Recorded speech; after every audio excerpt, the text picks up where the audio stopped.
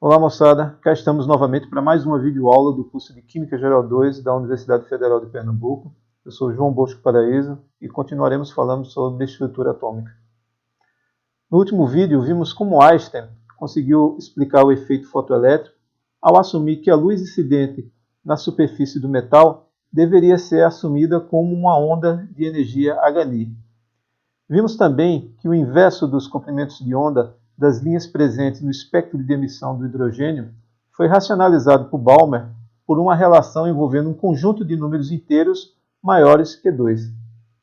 No vídeo de hoje, destacaremos como esses resultados foram utilizados por Niels Bohr para resolver algumas inconsistências do modelo atômico de Rutherford.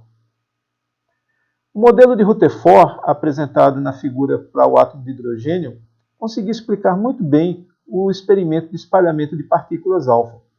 Porém, não conseguia dar uma justificativa boa para um fato bem simples: por que o elétron deveria ficar afastado do núcleo? Para resolver esse problema, em 1913, Niels Bohr propôs 4 postulados que viriam a se tornar as bases de um novo modelo atômico que levaria seu nome. Esses postulados são: ao elétron só é permitido determinados valores de energia. Nesses estados de energia, o átomo não irradia, porém, quando o elétron muda para um outro estado de menor energia, o mesmo irradia um fóton de energia equivalente à diferença de energia entre os dois estados. Em qualquer um desses estados, o elétron descreve uma trajetória circular, um movimento circular. E o momento angular vai ser um múltiplo de h sobre 2π, onde h é a constante de Planck. E h sobre 2π muitas vezes é simplesmente representado apenas como h cortado. Quando se desenvolve um novo modelo, este geralmente é aplicado para os sistemas mais simples. No caso da tabela periódica, o átomo mais simples é o hidrogênio, que possui apenas um único elétron.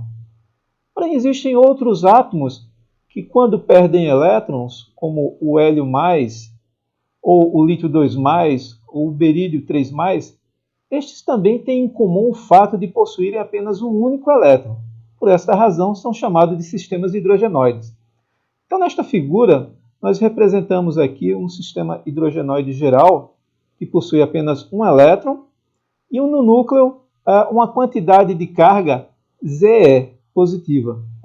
Z dependendo, obviamente, do seu número atômico. O hidrogênio 1, o hélio 2, o lítio 3 e assim sucessivamente. Muito bem. Esse elétron, dentro do modelo de Bohr, ele desenvolve uma trajetória circular. Por isso, sua velocidade tem uma direção tangencial em cada ponto. A distância do núcleo ao elétron, vamos chamar de R.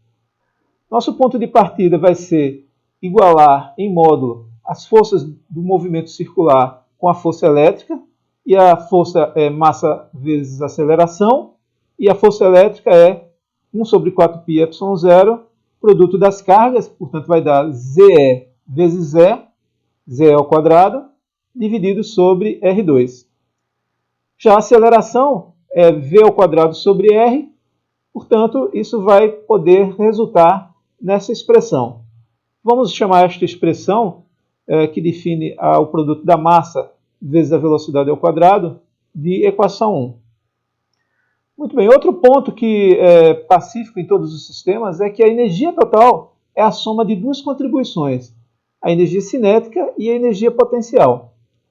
Essa equação, a energia cinética é 1 meio de mv2, e agora para a energia potencial, vamos introduzir aqui o fato de que temos duas partículas de cargas opostas. Por isso o produto Ze ao quadrado vai aparecer com um sinal negativo, que é mais Ze do núcleo vezes menos E do elétron, dividido por 4πε0r.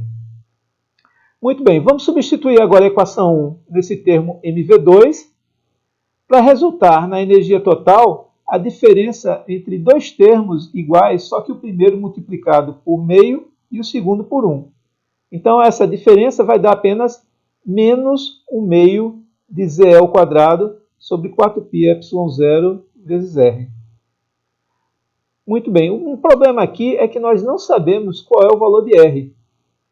seria interessante a gente conseguir fazer surgir, aparecer uma equação onde R estivesse presente para poder então substituí-lo aqui nessa expressão da energia. Se lembrarmos bem, um dos quatro postulados ressalta um parâmetro onde está embutido a variável R dentro dele, que é o quarto postulado que fala da quantização do momento angular. No quarto postulado, lembrando que momento angular L é NH sobre 2π, e lembrando que L, momento angular, é mv vezes R, daqui a gente pode isolar a relação da velocidade e vamos chamar isso aqui de equação 2. Vamos agora colocar a equação 2 na equação 1. Isso aqui vai dar esta expressão. Muito bem. Com isso agora nós conseguimos isolar a variável R.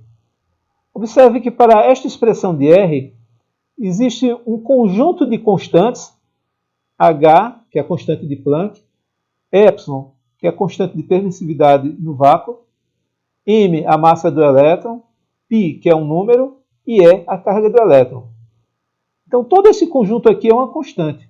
Fica apenas como variável N, que é um conjunto de números inteiros, que está aqui na quantização do momento angular, números que valem 1, 2, 3 e assim por diante.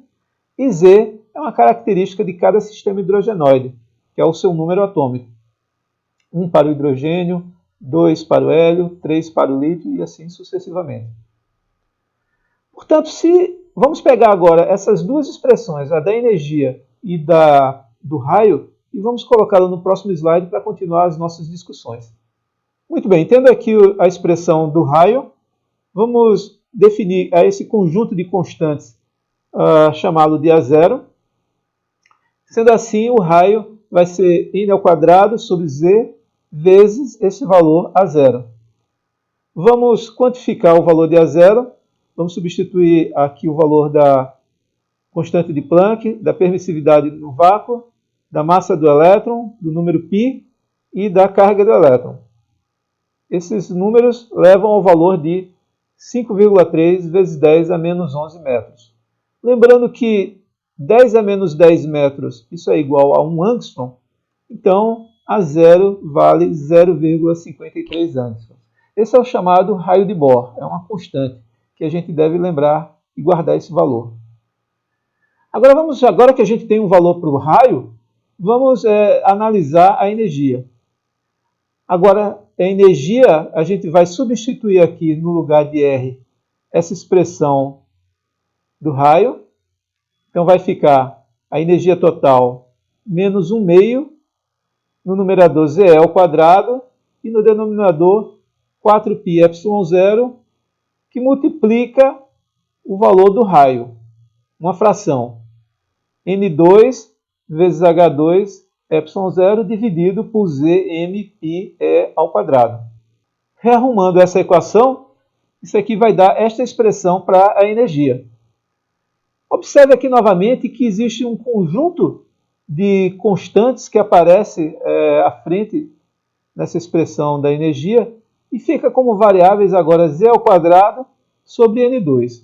Vamos quantificar essas constantes e ver quanto ela vale. Muito bem, 1 meio vezes essas constantes.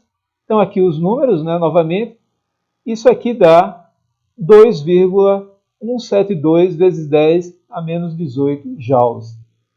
Assim, a energia total é menos 2,172 vezes 10 a menos 18 joules, Z2 sobre N2.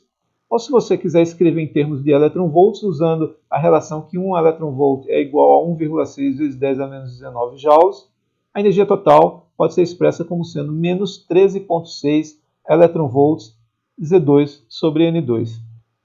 Vamos pegar agora essas expressões do raio e da energia total e vamos discutir o que esses resultados nos informam.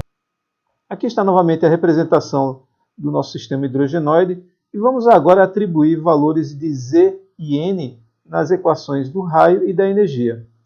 Quando N for igual a 1 e Z igual a 1, no caso do hidrogênio, a energia do ponto de vista de um diagrama, vai apresentar um estado N igual a 1 associado a uma energia de menos 13,6 eV, e o raio, o valor dele vai ser igual a zero.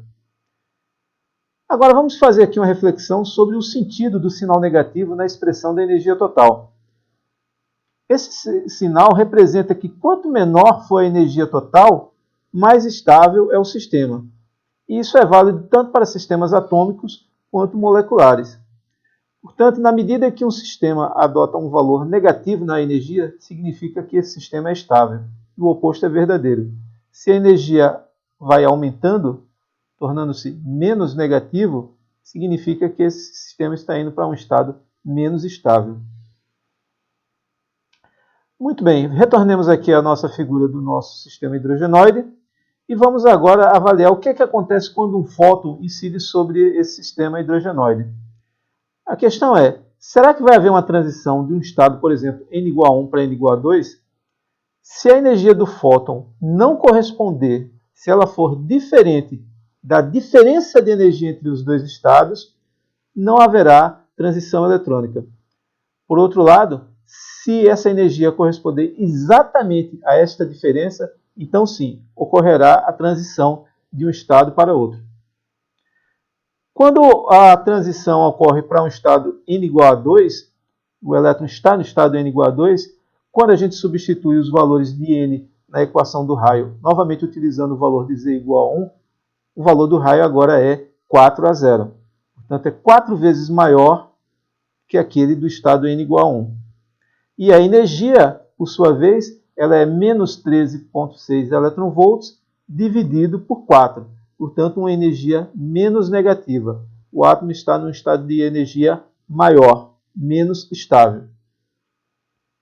Ele poderia também sofrer uma transição do estado fundamental, N igual a 1 para N igual a 3, como também poderia ir para o estado N igual a infinito. Claro que quando N for igual a infinito, o raio seria infinito elevado ao quadrado vezes a zero, portanto isso representa uma distância absurdamente grande. Do ponto de vista da energia, a energia seria, no N igual a infinito, o valor zero. Portanto, assim a gente pode definir a energia de ionização, que é a energia para arrancar o elétron do átomo. Isso é o mesmo que representar que esse elétron está infinitamente afastado desse sistema original, portanto, da origem do próton. Isso corresponde à energia igual a zero. E como a energia de ionização é a energia do estado final, ele é afastado desse núcleo, para o estado inicial, que é ele no estado fundamental, portanto, o valor da energia de ionização vai ser mais 13,6 eV. Se ele está no estado de maior energia, por exemplo, no estado N igual a 2, e ele pretende retornar ao estado fundamental, para que isso ocorra, ele vai precisar emitir um fóton. Quando ele emite, o sistema retorna para o estado fundamental, como apresentado na figura ao lado. Vamos também aqui fazer uma reflexão sobre o que acontece quando, para o mesmo estado fundamental, dois átomos que possuem número atômico diferente. O hidrogênio, representado do lado esquerdo, como nós já vimos, o estado N igual a 1, o raio é a zero e a energia do estado fundamental é menos 13,6 eV. Já no sistema hélio+, onde o hélio tem um Z igual a 2, isso vai levar a distância R, se eu assumir um valor A0 sobre 2, quer dizer, ele está mais próximo, o que é compatível com a ideia de que com uma carga nuclear maior, esse elétron vai se sentir mais atraído, portanto estará a uma distância menor, e já a energia vai ter um valor de menos 13,6 eV vezes 4, o que corresponde a um estado mais negativo e, portanto, dando a ideia de que o elétron desse átomo de hélio+, ele vai estar muito mais ligado. Lembrando que um dos postulados determina que para haver uma transição eletrônica de um estado para outro, o elétron deve absorver ou emitir um fóton, e essa energia desse fóton tem que corresponder à diferença entre o estado inicial e o estado final. Tomando a expressão que define a energia de cada estado, e que a energia do fóton é hc sobre lambda, temos essa igualdade, que pode ser rearrumada de uma forma mais simples, colocando os termos constantes em evidência, e rearrumando, colocando agora a constante h e c para o lado direito da equação, obtemos essa relação do inverso do comprimento de onda. Ele vai depender de um conjunto de constantes e os números Ni representando o estado inicial e Nf o estado final. Muito bem, calculando agora esse conjunto de constantes, surpreendentemente obtemos agora o valor 109.737 centímetros a menos 1, que é exatamente o valor da constante de Rydberg. Portanto, a relação acima, na verdade, é a relação de Balmer, aquela relação que ele havia identificado analisando o padrão dos comprimentos de onda das linhas de emissão do átomo de hidrogênio. Portanto, é interessante que a gente agora pode interpretar as transições eletrônicas num diagrama de energia, considerando que, na medida que um elétron é removido de um estado de menor para maior energia, ao retornar, ele pode retornar para vários estados finais. Por exemplo, ele pode retornar para o estado 2, a partir desses estados iniciais representados na figura. A esse conjunto de transições, para o estado final n igual a 2, corresponde à chamada série de Balmer. Naturalmente, vai haver transições para outros estados finais, como por exemplo para o estado final n igual a 1, que representa as linhas da série de Lyman. Transições para um estado final n igual a 3, que é a série de Pascal. Para n final igual a 4, a série de Brackett. E para n final igual a 5, a série de Pfund. Abaixo nessa figura, temos aqui todas as linhas do espectro do hidrogênio, o espectro de emissão do hidrogênio, e a gente pode, portanto, associar que as transições da série de Balmer correspondem exatamente àquelas linhas na região do visível. Entretanto, há também outras transições que nós não enxergamos, mas que estão presentes, que são as séries de Lyman. Existe um conjunto de linhas na região do ultravioleta, bem como outro conjunto de linhas de menor energia na região do infravermelho abaixo. Por fim, devemos nesta videoaula fazer algumas reflexões a respeito do modelo atômico de Bohr. É um modelo híbrido entre conceitos clássicos e não clássicos, clássicos como, por exemplo, o conceito de órbita circular, e não clássicos como a quantização da energia e do momento angular. Por sinal, esta é uma outra característica, esta quantização da energia e do momento angular, ela é postulada, ela não surge naturalmente. E por fim, a gente tem que destacar que órbitas circulares introduzem um caráter determinístico na posição do elétron. E isso vai ser algo que a gente vai precisar revisitar no futuro. Com relação ao modelo de Bohr, é bom a gente valorizar que a partir dele foi possível prever a constante de Rydberg e descrever transições eletrônicas em sistemas hidrogenoides, sistemas que possuem apenas um único elétron. Porém, ele não funciona para descrever o comportamento, por exemplo, o espectro de átomos multieletrônicos, como, por exemplo, o hélio, o lítio e o berílio. Assim, novos conceitos e novos experimentos precisam ser apresentados para que a gente introduza esse conhecimento nesse modelo atômico para levá-los a um novo nível. Isso a gente vai ver nas próximas videoaulas, onde eu espero encontrar todos vocês lá.